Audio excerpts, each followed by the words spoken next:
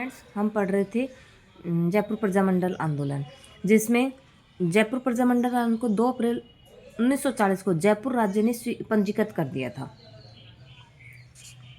इसके बाद प्रजामंडल का दूसरा वार्षिक अधिवेशन 25-26 मई 1940 को जयपुर में नथमल जी के कटले में था। पहला अधिवेशन भी नथमल जी के कटले में हुआ था। ये कब हुआ था? 8 से 9 मई 1938 को हुआ था। और इसकी अध्यक्षता पहले की अधिवेशन की अध्यक्षता जमनालाल बजाज ने की थी और दूसरे अधिवेशन के सभापति जमनालाल बजाज थे। और इसमें मुख्य बात क्या है कि कैलाश नाथ काटजू, जो कि इलाहाबाद के प्रसिद्ध वकील थे, अधिवेशन में भाग लिया था। गांधी जी के द्वारा 1942 में चलाए गए भारत छोड़ो आंदोलन में जयपुर के प्रजामंडल की भूमिका विवादास्पद है। हीरालाल शास्त्री ने कांग्रेस महासमिति के बम्बई अधिवेशन के अवसर पर हुए रियासती सम्मेलन में जयपुर प्रजामंडल का प्रतिनिधित्व किया था। उस समय शास्त्री जयपुर प्रजामंडल के अध्यक्ष और कपूरचंद पाटनी महामंत्री थे। बम्बई से लौटने के बाद शास्त्री ने जयपुर प्रजामंडल की कार्य समिति और साधन समिति की बैठक 14-15 अगस्त 1942 को बुलाई गई थी। जब हीरालाल शास्त्री बम्बई से लौटने के बाद जयपुर प्रजामंडल की कार्य समिति और साधारण समिति की बैठक कब बुलाते हैं? 14-15 अगस्त 1942 को बुलाते हैं।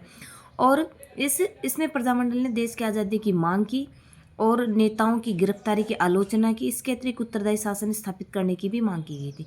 जयपुर महाराजा ने प्रजामंडल को उत्तर दिया कि यदि की नीति जब इन्होंने ये मांग की कि प्रजामंडल देश की आज़ादी की मांग की और नेताओं की गिरफ्तारी की आलोचना की, तो जयपुर महाराजा ने प्रजामंडल को उत्तर दिया कि उनकी नीति राजकाज में जनता को शामिल करने की है। प्रजामंडल इस उत्तर से संतुष्ट हो गया था। इसके बाद जयपुर के प्रधानमंत्री मिर्जा इस्माइल व हीरालाल शास्त्री के बीच समझौता होता है, जिसमें जयपुर प्रजामंडल भारत छोड़ो आंदोलन से अलग रहने पर सहमत हो। इसमें क्या समझौता होता है कि जयपुर प्रजामंडल भारत छोड़ो आंदोलन में भाग नहीं लेगा और यह सहमत हो जाता है। यह समझौता जेंटलमैन एग्रीमेंट कहलाता है।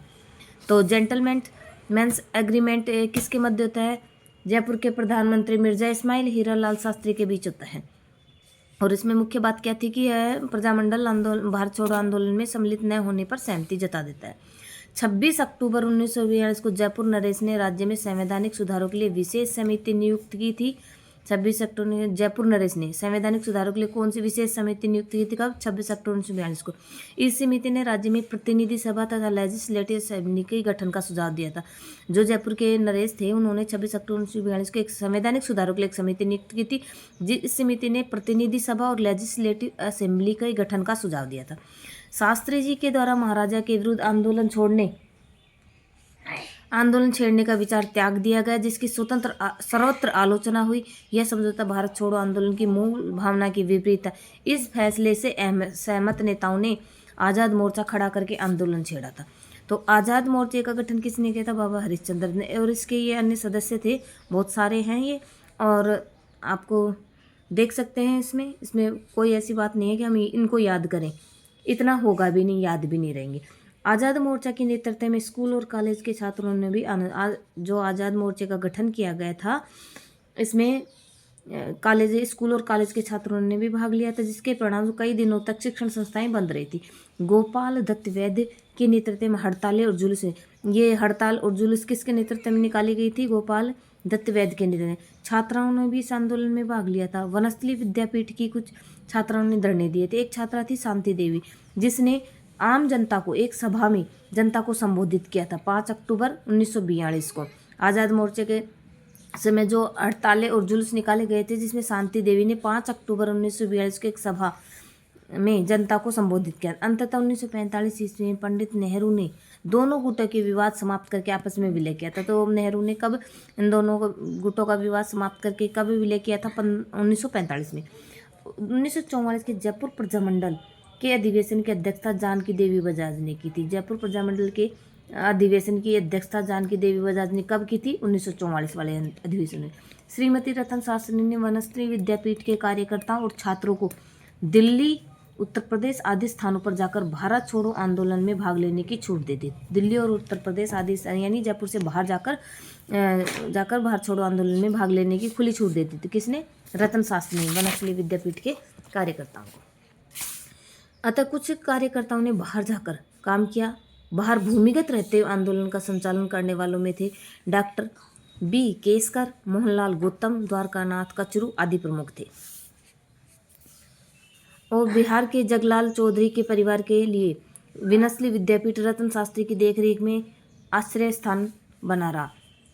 परमेश्वर दयाल और बद्री नारायण खुंटेटा ने भूमिगत रहकर भारत छोड़ो आंदोलन के दौरान ब्रिटिश सत्ता उखाड़ने का प्रयास किया था।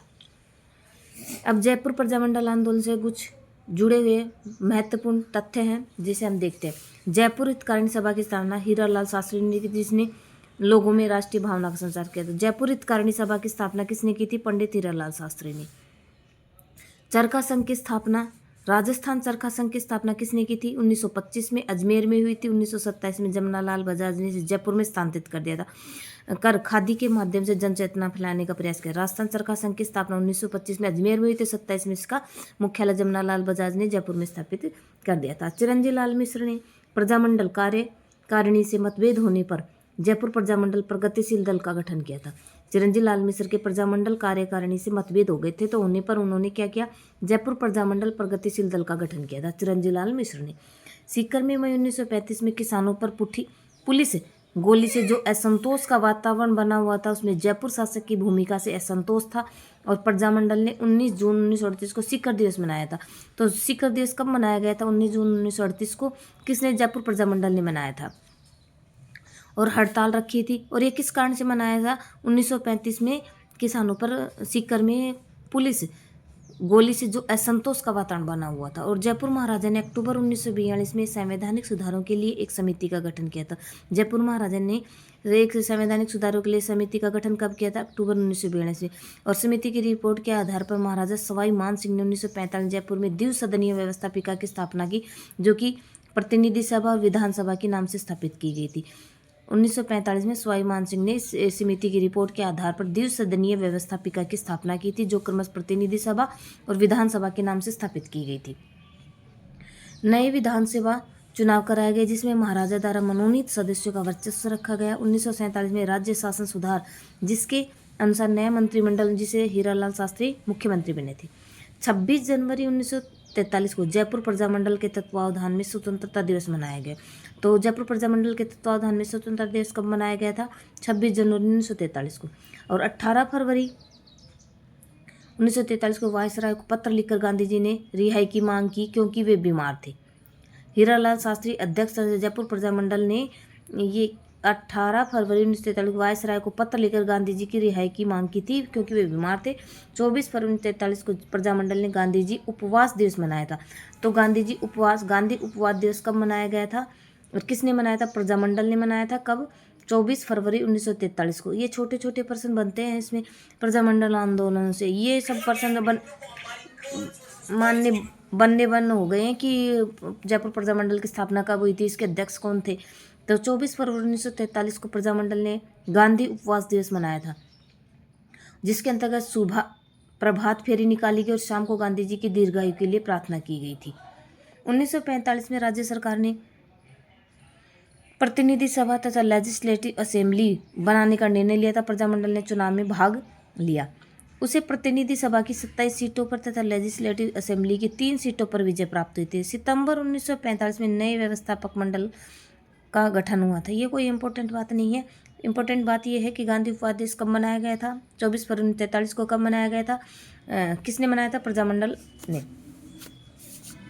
मार्च 1946 में टीकाराम पालीवाल ने विधानसभा में राज्य में उत्तरदायी शासन की स्थापना की। तो टीकाराम पालीवाल ने विधानसभा में उत्तरदायी शासन की स्थापना कब की? 1946 में। संबंधित प्रस्ताव प्रस्तुत किया था और जो कि स्वीकृत हो गया था। तो विधानसभा में उत्तरदायी शासन की स्थापना के लिए प्रस्ताव किसने प्रस्तुत किया था? टीकाराम पालीवाल ने। कब किया था? मार्च 1946 में। 15 मई 1946 को प्रजामंडल के अध्यक्ष देवी शंकर तिवारी ने राज्य मंत्रिमंडल में सम्मिलित किया गया। 15 मई 1946 को प्रजामंडल के अध्यक्ष कौन थे? देवी शंकर तिवारी को राज्य मंत्रिमंडल में शामिल कर लिया गया। इस प्रकार जयपुर राज्य राजस्थान का पहला राज्य है जिसे अपने मंत्रिमंडल में गैर सरकारी मंत्री की नियुक्ति की। ऐसा कौन सा प्रजामंडल राजस्थान का प्रजामंडल है जिसने अपने मंत्रिमंडल में गैर सरकारी मंत्री की नियुक्ति की थी? तो जयपुर प्रजामंडल ने राजस्थान का पहला राज्य बना था जिसने अपने मंत्रिमंडल गैर सरकारी मंत्री की नियुक्ति की थी। गैर सरकारी मंत्री देवी शंकर तिवारी। 10 मई 1947 विधानसभा में प्रजामंडल के नेता दौलतमल भंडारी और गीजागढ़ ठाकुर कुशल सिंह को मंत्री बनाया गया था।